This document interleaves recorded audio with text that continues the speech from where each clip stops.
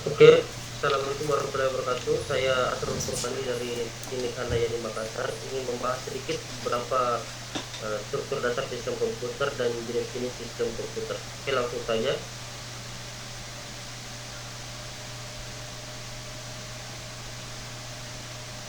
Oke, yang pertama itu struktur dasar sistem komputer.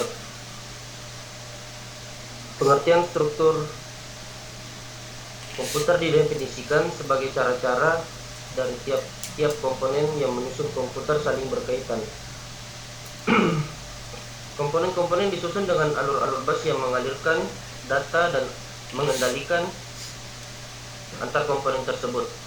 Suatu sistem terdiri dari 5 unit struktur, yaitu yang pertama unit masukan, yang kedua unit kontrol, yang ketiga unit logika dan aritmatika, yang keempat unit memori atau penyimpanan, yang kelima unit keluaran. Kontrol unit dan ALU membentuk suatu unit tersendiri yang disebut Central Processing Unit atau CPU. Unit masukan atau input unit berfungsi untuk menerima masukan input, kemudian membacanya dan diteruskan ke memori. Dalam hubungan ini dikenal istilah peralatan masukan atau input device, yaitu alat penerima dan pembaca masukan serta media masukan, yaitu perantaranya. Contoh unit masukan yaitu keyboard, mouse, DVD, atau CD-ROM.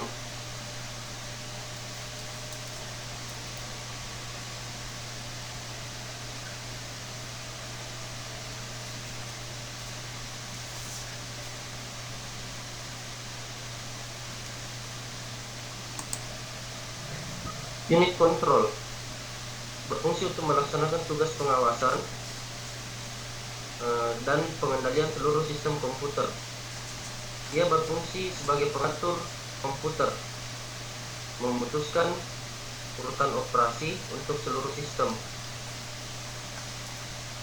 dan membangkitkan atau mengendalikan sinyal-sinyal kontrol untuk menyesuaikan operasi-operasi dan arus data dari bus alamat atau yang disebut address bus. Tugas dari control unit adalah mengatur dan mengendalikan alat input dan output, mengambil instruksi dari main memory, mengambil data dari main memory, mengirim instruksi ke aritmetik bila perhitungan aritmetik atau perbandingan logika, serta mengawasi kerja aritmetik dan logika, dan menyimpan hasil proses ke memori. Kontrol unit juga bertugas mengatur dan mengendalikan semua peralatan yang ada pada sistem komputer. Kontrol unit mengatur kapan alat input menerima data dan kapan data diolah serta kapan ditampilkan pada alat output. Jadi kontrol unit mengartikan instruksi dari program komputer membawa data dari alat input ke main memory, mengambil data dari main memory untuk diolah. Jadi bila ada instruksi untuk perhitungan aritmatika atau perbandingan logika, kontrol unit mengirim instruksi tersebut ke aritmetik dan unit logika dan aritmatika. ALU merupakan bagian inti dari suatu sistem komputer. Aritmatik dan logik unit ALU. Tugas utama dari ALU adalah melakukan semua perhitungan aritmetik atau matematika yang terjadi sesuai dengan instruksi program. Sehingga sirkuit elektronik di ALU yang digunakan untuk melaksanakan operasi aritmetik ini disebut adder. Tugas lain ALU adalah melakukan keputusan dari operasi logika sesuai dengan instruksi program.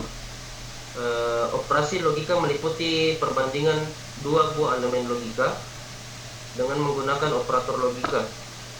ALU juga sering disebut mesin bahasa ALU. Terdiri dari dua bagian, yaitu unit aritmatika, dan unit logika Boylan yang masing-masing memiliki spesifikasi tugas sendiri. Unit penyimpanan atau memory storage unit berfungsi untuk menampung data atau program yang diterima dari unit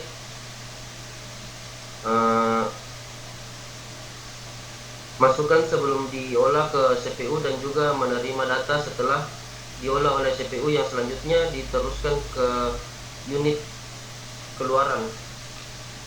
Pada suatu sistem komputer terdapat dua macam memori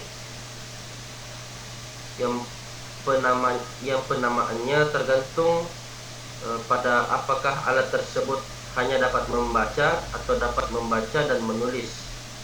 Bagian memori yang hanya dapat membaca tanpa bisa menulis disebut ROM atau read only memory. Sedangkan bagian memori yang dapat melaksanakan membaca dan menulis disebut RAM atau random access memory. Unit keluaran output unit berfungsi untuk menerima hasil pengolahan data dari CPU melalui memori. Seperti halnya pada unit masukan, maka pada unit keluaran dikenal juga istilah peralatan keluaran atau output device. Dan media keluaran output media. Contoh output device: monitor, printer, speaker, headphone, dan proyektor. Perangkat komputer dilengkapi dengan perangkat keras seperti yang telah dijelaskan di atas. Karena suatu perangkat komputer tidak akan berfungsi jika tidak ada perangkat lunak dalamnya. Perangkat lunak atau software merupakan program yang berisi instruksi atau perintah yang dimengerti oleh komputer untuk melakukan kegiatan seperti menghitung, menggambar, atau menghasilkan suara, sehingga ada komunikasi antara komputer dengan pemakai. Salah satu yang termasuk ke dalam perangkat lunak adalah sistem operasi komputer. Operasi. Sistem operasi adalah perangkat lunak yang paling penting untuk menjalankan komputer. Fungsinya adalah mengelola memori komputer dan proses yang berjalan di komputer, serta semua perangkat lunak dan perangkat keras. Tanpa sistem operasi, maka komputer tidak akan berguna. Berikut tugas sistem operasi. Sistem operasi bertugas mengelola seluruh perangkat lunak. Misalnya Anda menjalankan beberapa perangkat lunak sekaligus di komputer, sehingga beberapa perangkat lunak tersebut memerlukan akses ke CPU, memori, dan penyimpanan. Maka sistem operasi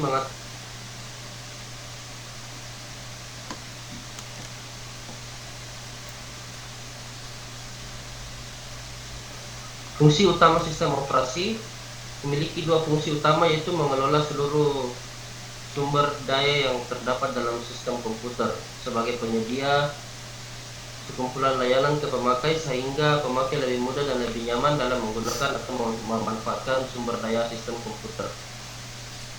Macam-macam sistem operasi. Terdapat 3 sistem operasi komputer yang paling sering digunakan atau yang paling umum digunakan, yaitu yang pertama Microsoft Windows, yang kedua Mac OS, dan Linux. Sistem operasi modern telah menggunakan antar muka berbasis GUI atau Graphical User Interface, bukan lagi CLI, Command Line Interface, yaitu menampilkan semua informasi pada komputer dengan menggunakan kombinasi grafis dan teks. Berikut sejarah singkat tentang Microsoft Windows, Mac OS, dan Linux. Microsoft Windows menciptakan sistem operasi Windows pada pertengahan tahun 1980-an. Sampai hari ini sudah terdapat banyak versi Windows. Versi-versi yang terbaru adalah Windows 11. Lalu Mac OS yang sebelumnya disebut Mac OS X adalah sistem operasi yang dibuat oleh Apple. Sistem operasi ini sudah terpasang pada semua komputer yang disebut Mac. Linux adalah sistem operasi open source yang kode programnya source code dapat dimodifikasi. dan digunakan di berbagai seluruh dunia. Beberapa keuntungan Linux adalah yaitu gratis dan tersedia banyak varian Linux yang dapat dipilih sesuai keinginan. Oke, proses booting pada sistem operasi komputer. Apa itu booting? Booting itu proses penyalaan komputer, pengaktifan. Namun pada saat booting komputer tentu saja sudah menyala. Booting mengacu kepada proses awal menyalakan komputer, di mana semua register prosesor disetting kosong, dan status mikroprosesor atau prosesor disetting reset. Sederhananya, proses booting komputer adalah proses perjalanan penyalaan komputer awal sampai pengambil alihan sistem operasi secara penuh terhadap perangkat.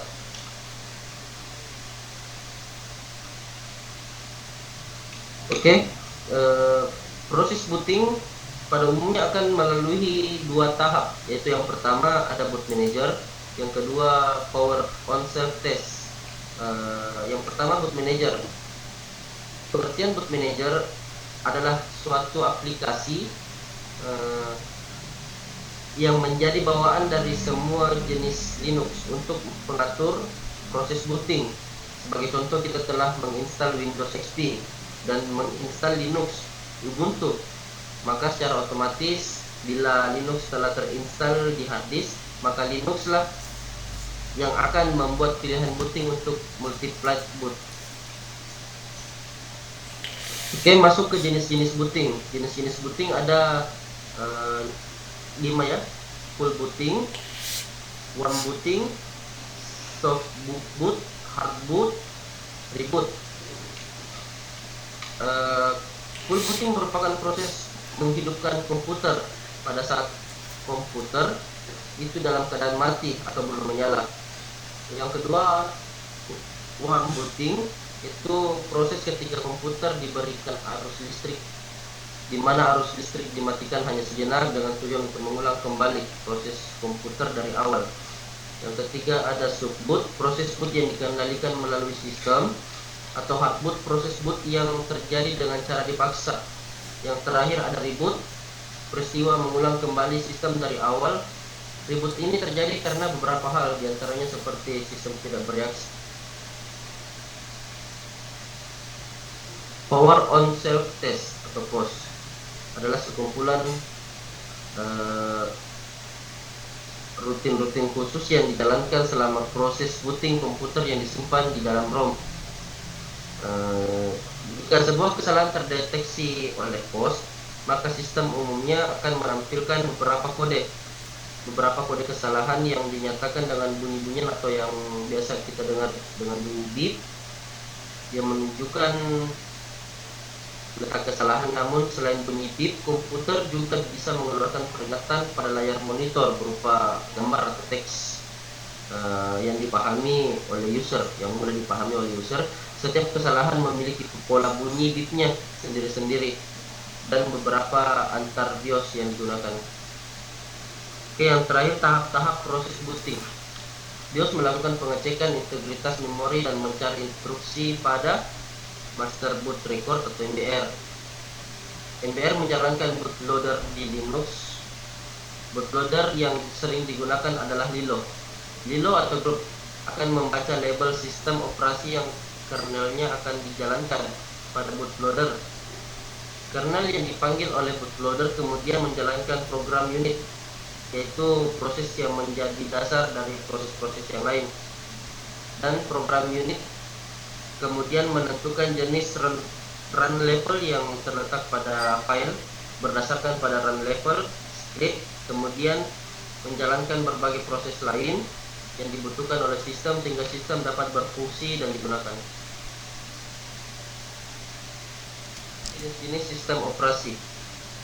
Yang pertama ada Linux, menjadi salah satu sistem operasi favorit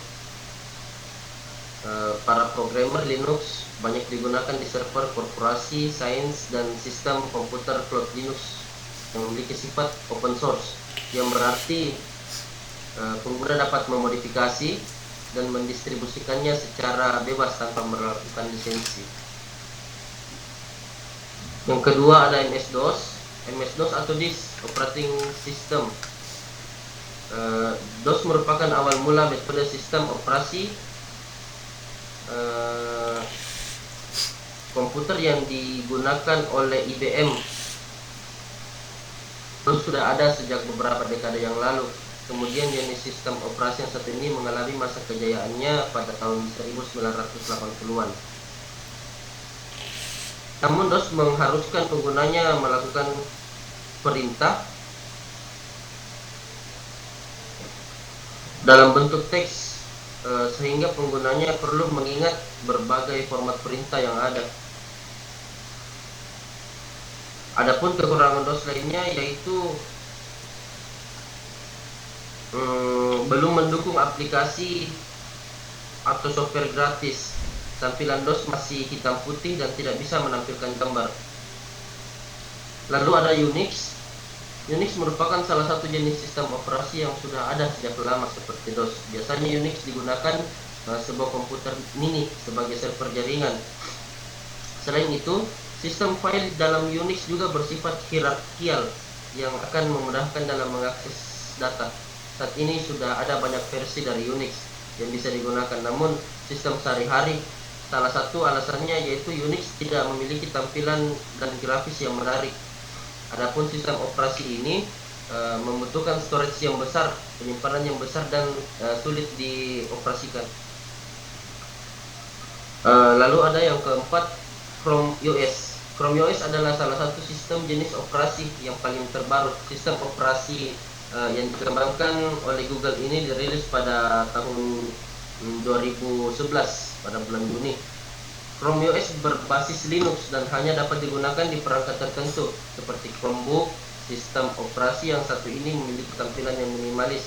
Selain itu, awalnya Chrome OS juga hanya bisa menjalankan beberapa aplikasi.